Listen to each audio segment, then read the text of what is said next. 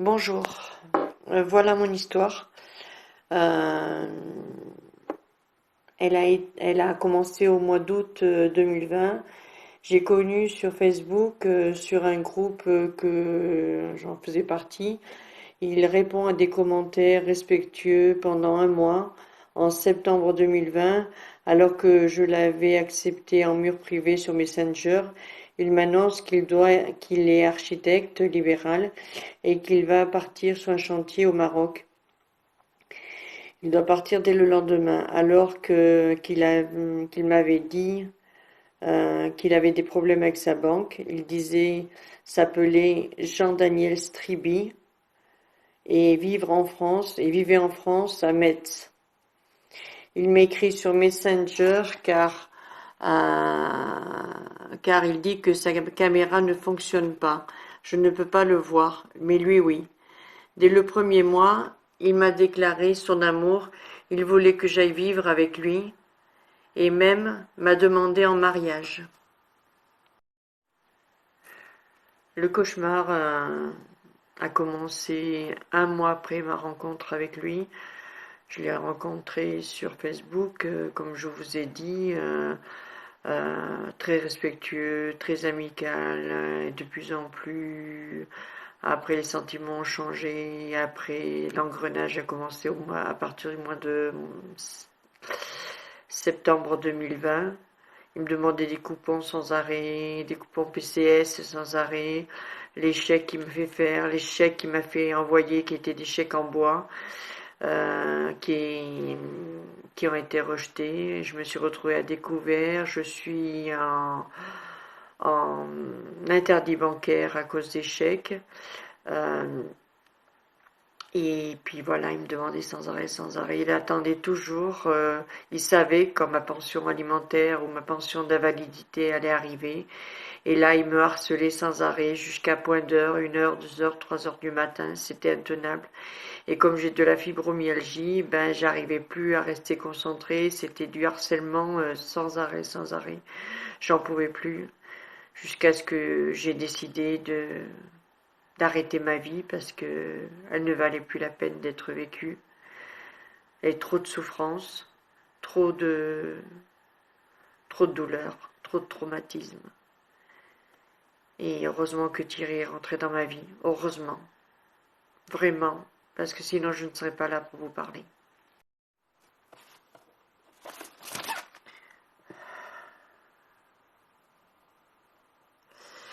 Arrivé à Casablanca, il m'écrit sur Messenger qu'il a cassé son téléphone et que si je ne lui en achète pas un autre, on ne pourra plus se parler. Moi, je commençais vraiment à tenir à lui, à être très amoureuse de lui. Je croyais vraiment en son amour et moi aussi, je l'aimais. Donc, je suis allée acheter le iPhone qu'il voulait et je lui ai envoyé. Il m'a demandé un RIB pour en soi-disant me rembourser, chose qu'il n'a jamais faite.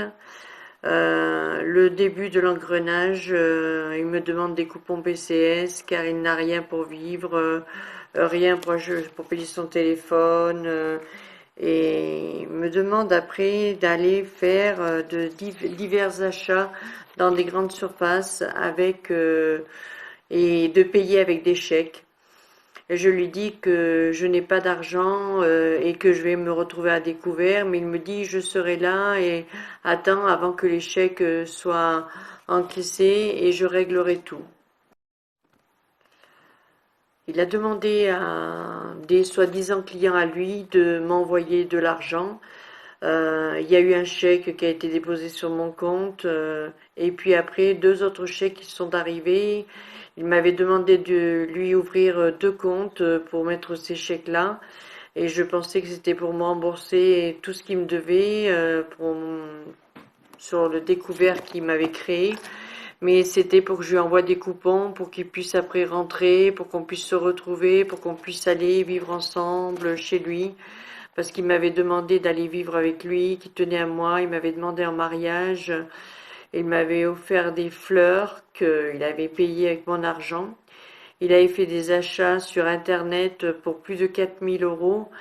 sur des sites d'achat, Zara et ainsi de suite. C'était incroyable. Quand je refusais de faire tout ce qu'il me demandait, il me disait que c'était pour nous, qu'il allait veiller sur moi, qu'il n'arrête pas de me faire des déclarations d'amour enflammées. Je me suis retrouvée à monter un dossier de surendettement et je l'ai bloqué partout car il en voulait toujours plus. J'ai fini par être hospitalisée en 2021 suite à une tentative de suicide. Voilà. Quand j'étais à la clinique, il a essayé de me joindre alors que j'avais bloqué partout, sauf que je ne pensais pas qu'il allait arriver sur WhatsApp. Et là, il m'a dit qu'il s'en voulait, qu'il allait tout régler, que c'était pas normal, qu'il m'ait mis dans une position comme ça, qu'il allait tout régler, que il fallait que je lui pardonne, que c'était pas un arnaqueur, c'était pas un brouteur, que voilà, voilà, il arrêtait pas de s'excuser.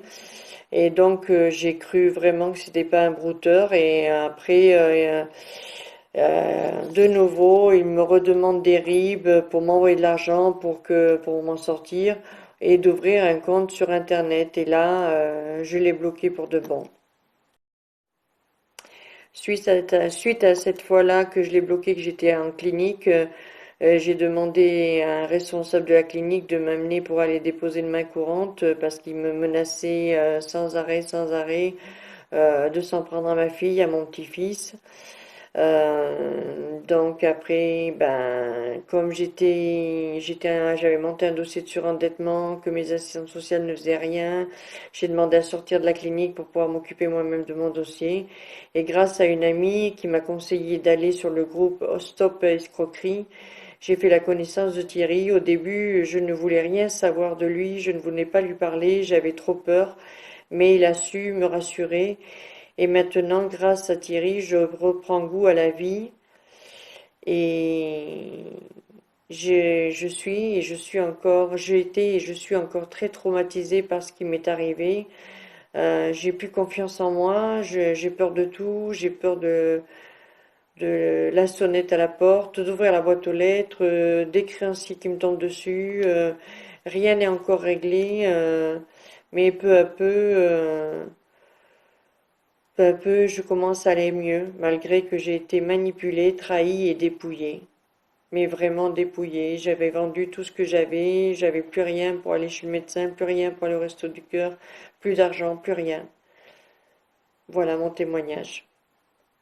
Merci, au revoir.